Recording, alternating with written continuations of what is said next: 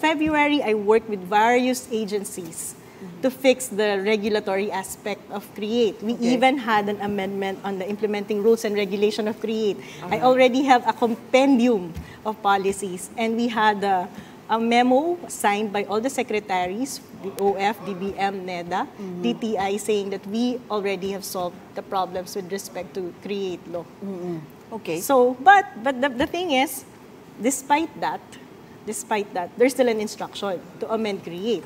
CREATE is a very good law because it makes the awarding of incentives transparent. Right. It makes the government accountable also because it makes sure that we award incentives where it's necessary. Right.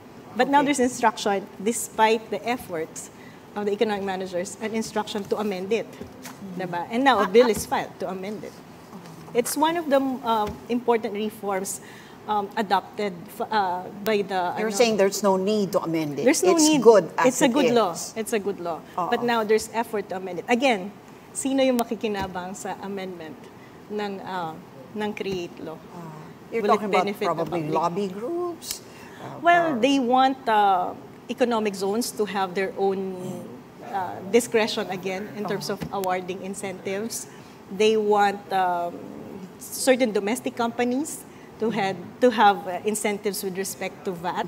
There was very, very clear, sorry, this one is more economics, but there's very, very clear principle behind the train law that says, okay, if a good is exported, then there's no VAT to be collected, which makes sense because VAT is a consumption tax. Okay. So if a good is being consumed outside the country, it makes sense. It has to be zero VAT, right?